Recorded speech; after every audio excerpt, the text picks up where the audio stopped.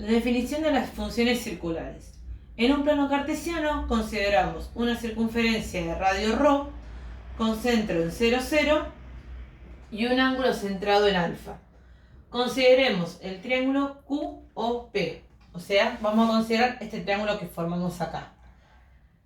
Ahora bien, fijémonos que mi ángulo alfa es este que tengo acá, ¿sí? Y mi radio, ¿sí?, va a ser igual a la hipotenusa que tiene este círculo. Entonces, en este caso, la hipotenusa va a ser lo mismo que decir ρ.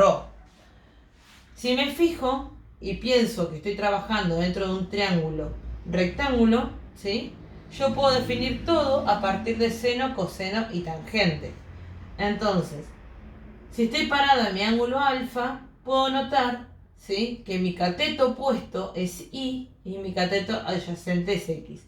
Como dijimos anteriormente, ρ va a ser la hipotenusa.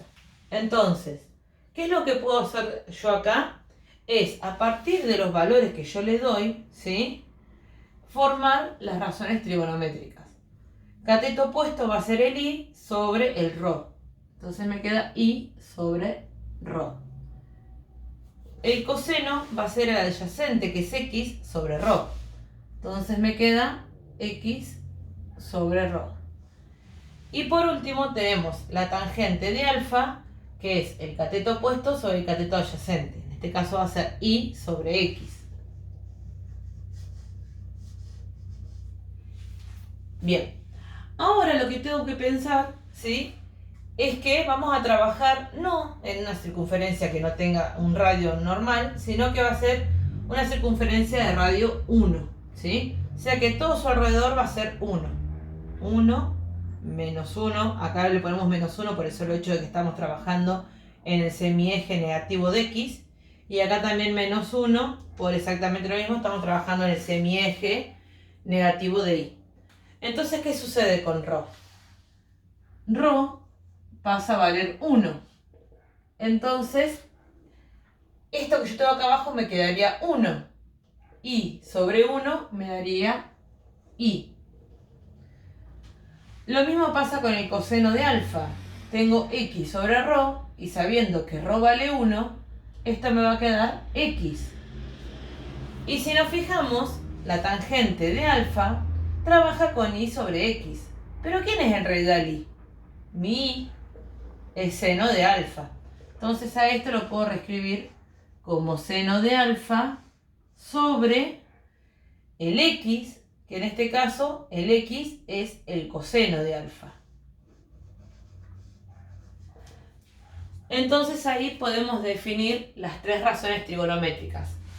Y es lo mismo que decir el seno de alfa, x es lo mismo que decir el coseno de alfa, y la tangente de alfa es lo mismo que decir seno sobre coseno, siempre y cuando tengamos en cuenta que nuestra radio, ¿sí?, nuestro radio ρ, vale 1. Bueno, a partir de las funciones circulares que acabamos de trabajar recién, o sea, seno, coseno y tangente, podemos definir las inversas, ¿sí? Sabemos que seno de alfa es lo mismo que i, que coseno de alfa es lo mismo que x, y la tangente de alfa era seno de alfa sobre coseno de alfa. Entonces, las correspondientes inversas van a ser, para el seno, va a ser la cosecante de alfa, que se escribe como seno de alfa a la menos 1, y que es lo mismo que decir 1 sobre el seno de alfa.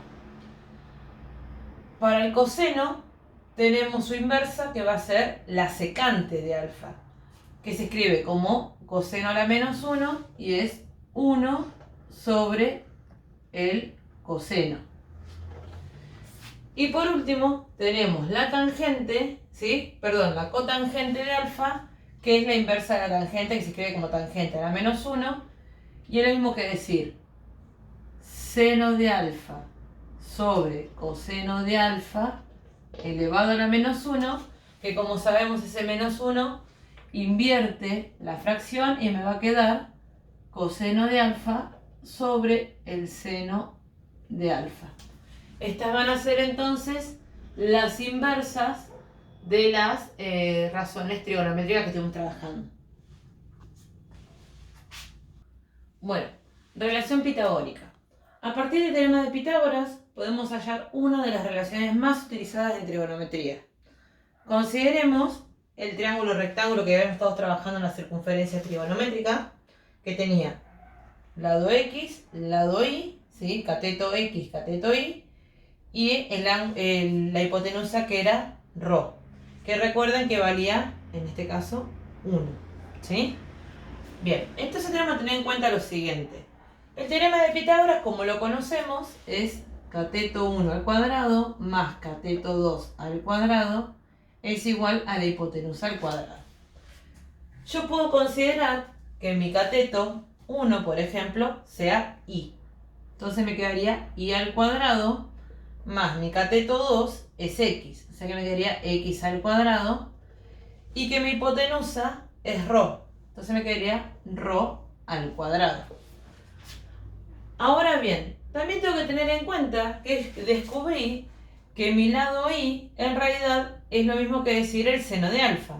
Entonces lo que voy a hacer yo es cambiar el y por su correspondiente, que es seno de alfa, y esto me va a quedar al cuadrado. Más. Lo mismo voy a hacer con el coseno, ¿sí? Recordemos que x es lo mismo que decir el coseno de alfa. Entonces me va a quedar el coseno de alfa al cuadrado. Y por último, recordemos que el ρ es lo mismo que decir 1. Así que me queda 1 al cuadrado. Mejorando nuestra fórmula y reescribiendo estos cuadrados, nos quedaría seno al cuadrado de alfa más el coseno al cuadrado de alfa, y esto me da como resultado 1. Esto que acabamos de hallar acá al final es la relación pitagórica, ¿sí? Que esto lo vamos a utilizar para cálculos posteriores. Bueno, vamos a ver por último el signo de las funciones trigonométricas. Al considerar un plano cartesiano, el signo de cada función depende de los signos de las coordenadas x e y. Pueden suceder 4 casos, o sea, un caso por cuadrante. Vamos a considerar primero el caso de que alfa pertenezca al primer cuadrante. Entonces, si yo me fijo, ¿sí? Mi x es positivo, porque estoy sobre el semieje positivo de x. Y mi y va a ser también positivo porque estoy considerando la parte positiva del semieje positivo de y. ¿Sí? Entonces, de acá puedo notar que mis razones trigonométricas van a ser, en el primer caso, el seno de alfa va a ser positivo, ¿sí? Porque recordemos que el seno de alfa era y el y es positivo. Por lo tanto, el seno va a ser positivo. Lo mismo va a pasar con el coseno. El coseno de alfa, ¿sí? Era lo mismo que decir el x. Y el x, por estar sobre el semieje positivo, va a ser positivo. Recordemos que la tangente de alfa es lo mismo que decir el seno de alfa sobre el coseno de alfa. Por lo tanto, si el seno de alfa era positivo y el coseno de alfa también es positivo, el signo que tendrá la tangente va a ser positivo. Ahora bien, tengamos en cuenta lo siguiente. Si una función circular tiene un cierto signo, su inversa tendrá exactamente el mismo signo. Entonces, la inversa del seno era la cosecante, ¿sí? Entonces, por ser el seno positivo, la cosecante también será positiva. Lo mismo sucede con el coseno. La inversa del coseno es la secante. Entonces, la secante de alfa será positiva porque el coseno era positivo. Y por último, la inversa de la tangente es la cotangente de alfa. Que si sabemos que esta es positiva, ¿sí? Su inversa también lo será. Bien, eso es lo que respecta al primer cuadrante. Ahora veremos los 3 cuadrantes restantes. Bueno, tengamos en cuenta ahora un alfa que pertenece al segundo cuadrante. Entonces, cuando armamos nuestro alfa, vemos que se forma este triangulito rectángulo de acá, ¿sí? Entonces vamos a considerar exactamente lo mismo. Sabemos que el seno de alfa era lo mismo que decir i, ¿sí? Y el i, en este caso, ¿sí?, sigue estando sobre el semieje positivo de i, del eje i. Entonces, sabemos que el seno va a ser positivo. Ahora, ¿qué sucede con el x? El x, si lo proyecto sobre el eje x, ¿sí?, me fijo que este me va a quedar sobre el semieje negativo de x. Entonces, el coseno para un ángulo en el segundo cuadrante es negativo. Ahora bien, recordemos que la tangente es lo mismo que decir seno de alfa sobre coseno de alfa.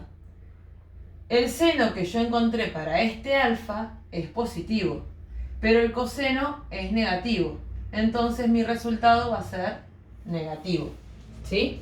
Y como dijimos anteriormente, si sucede estos signos con las funciones circulares, lo mismo sucederá con sus inversas.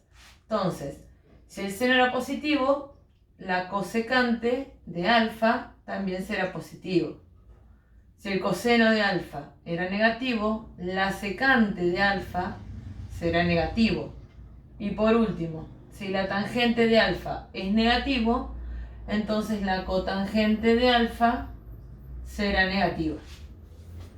Bien, eso con lo que respecta a un ángulo en el segundo cuadrante. Ahora veamos un ángulo en el tercer cuadrante. Si yo me fijo, mi alfa queda acá y puedo formar este triangulito, donde voy a tener x e y sobre el triángulo rectángulo.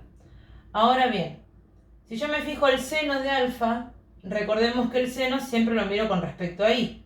Y el y, si lo proyecto sobre el eje cartesiano, sobre el y, me encuentro con que cae sobre el semieje negativo de y. Entonces, ¿qué voy a decir del seno en este caso? Que acá mi seno va a ser negativo. ¿Qué sucede con el coseno? El coseno se nota claramente que está sobre el semieje negativo de x. Entonces el coseno también es negativo. Ahora pensemos en la tangente. La tangente es lo mismo que decir el seno de alfa sobre el coseno de alfa. Si el seno es negativo y el coseno es negativo, me va a quedar que menos con menos se me hace más. Entonces la tangente es positiva. Recordemos que si las funciones circulares tienen este signo, sus inversas también tendrán el mismo signo. Entonces, si el seno de alfa es negativo, la cosecante de alfa también será negativa. Si el coseno de alfa es negativo, la secante de alfa también será negativa. Y por último, si la tangente de alfa es positiva, entonces la cotangente de alfa será positiva. Bien, veremos por último qué sucede con un alfa en el cuarto cuadrante. Bien, por último nos queda ver el alfa en el cuarto cuadrante. Entonces tenemos este ángulo alfa, donde formamos este triángulo, que va a tener como lado este pedacito de x, que como vemos, ¿sí?, si lo traslado al eje x, ¿qué sucede? Está sobre el semieje positivo. En cambio, se puede notar claramente que este lado y del triángulo está sobre el semieje negativo de y.